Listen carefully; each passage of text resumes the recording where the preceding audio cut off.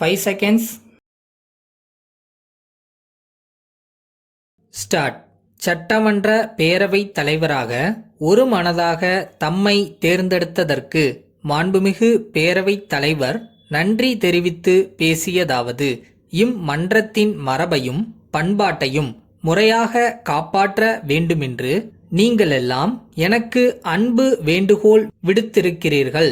என்னுடைய 15 ஆண்டுகால அனுபவத்தில் நடைபெற்ற சில பல நிகழ்ச்சிகளை வைத்து இங்கே உறுப்பினர்கள் நமது அவையின் தலைவர் முன்கோபக்காரர், சத்தம் போட்டு பேசுவார் என்றெல்லாம் என்னை பற்றி பேசினார்கள்.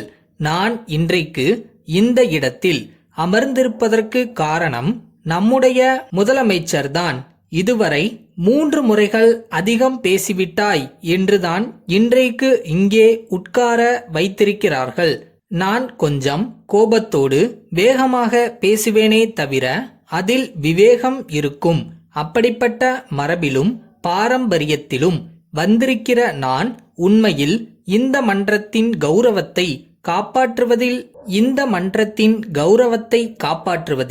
உங்கள் ஆதரவோடும் ஒத்துழைப்போடும் நிச்சயமாக நன்கு செயலாற்றுவேன் என்கிற நம்பிக்கை எனக்குண்டு.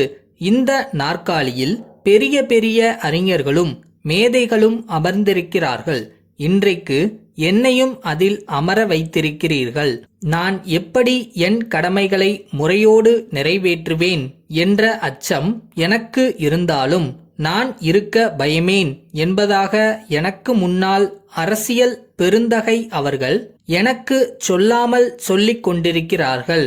ஆகவே நாகரிகமான கண்ணியமான முறையில் நடவடிக்கைகள் இந்த மன்றத்தில் நடைபெற நீங்கள் அனைவரும் ஒத்துழைக்க வேண்டும். உங்கள் ஒத்துழைப்போடுதான் இந்த மன்றம் சிறப்போடு அமைய முடியும் என்பதை நான் பணிவோடு தெரிவித்துக் கொள்கிறேன். நாம் வகுத்திருக்கிற சட்டமன்ற பேரவை விதிகள் சில நேரங்களுக்கு பாதுகாப்பே தவிர நாம் நடந்து கொள்கிற முறைகள், பரிமாறிக்கொள்கிற கருத்துக்கள் பிடிப்புள்ளனவாக இருக்க வேண்டுமே தவிர பிடிவாதம் இல்லாமல் அமையுமானால் உங்கள் அனைவருடைய ஒத்துழைப்போடும் ஆதரவோடும் நமது சட்டமன்ற பேரவை மரபுகளை முறையாக காப்பேன் என்கிற உறுதியை தெரிவித்துக் கொள்கிறேன். இந்த நேரத்தில் பழகிய முகங்கள் பல பேரை பார்க்கிறேன். இந்த மன்றத்தை அலங்கரித்த பல உறுப்பினர்கள், முன்னாள் அமைச்சர்கள், முன்னாள் பேரவை தலைவர்கள் ஆகியோர் இருக்கிறார்கள். அதே நேரத்தில் புதியதாக இந்த முறை தேர்ந்தெடுக்கப்பட்டு வந்திருக்கிற பல பேர்களும் இருக்கிறார்கள். இந்த மன்றத்தின் மரபு எப்படி காப்பாற்றப்பட வேண்டும் என்பதற்கு தங்கள் கருத்துக்களை எந்தெந்த முறையில் எடுத்துச் சொல்ல வேண்டும் என்பதற்கும் புதிய உறுப்பினர்களுக்கு பழைய உறுப்பினர்கள் வழிகாட்டியாக இருக்க வேண்டும்.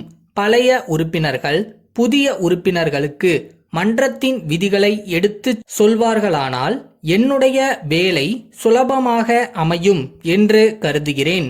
காரணம், சூடான வாதங்கள் வரலாம். அதுவே வேகமாகி மன்றத்தின் கௌரவமான பாரம்பரியத்தை கெடுத்துவிடக்கூடிய அளவுக்கு போகாமல் இருக்க வேண்டுமானால் அது அவைத்தலைவர் கையில் இல்லை, மன்ற அங்கத்தினர்களாகிய உங்கள் கையில் இருக்கிறது. எனவே புதிய உறுப்பினர்கள் உங்கள் பின்னால் செல்லுகிற வகையில் உங்கள் மன்ற நடவடிக்கை இருக்குமானால் நமது தமிழ்நாடு சட்டமன்ற பேரவையின் வரலாறு எப்படி புகழ்மிக்கதாக அமைந்து வந்திருக்கிறதோ அதுபோலவே மேலும் அமைத்துக்கொள்ள முடியும். இங்கே பல பேர்கள் பேசினார்கள். எனது அருமை நண்பர்கள் சிறு கட்சி, சிறுபான்மையினர் என்று சொன்னார்கள். இந்த இடத்தில் நின்று கொண்டு பார்க்கிற நான், இங்கே இருக்கிற உறுப்பினர்களாகிய நீங்கள் தமிழகத்தின் 4.5 கோடி மக்களின் நல்வாழ்வை கட்டிக்காக்க வந்திருக்கிறீர்கள் என்று நினைக்கிறேன். சிறுபான்மை, சிறு கட்சி என்கிற பேச்சுக்கே இடமில்லை. தமிழகத்தின் 4.5 கோடி மக்களின் பிரதிபலிப்பாக இங்கே அமர்ந்திருக்கிறீர்கள். இங்கே எத்தகைய சூடான வாதங்கள் வந்தாலும் தமிழகத்தின் மக்களுக்கு நலம் செய்யத்தான் எழக்கூடுமே அல்லாமல் சிறுபான்மை சமுதாயம் அல்லது சிறு கட்சியைச் சேர்ந்தவர்கள் என்றல்ல.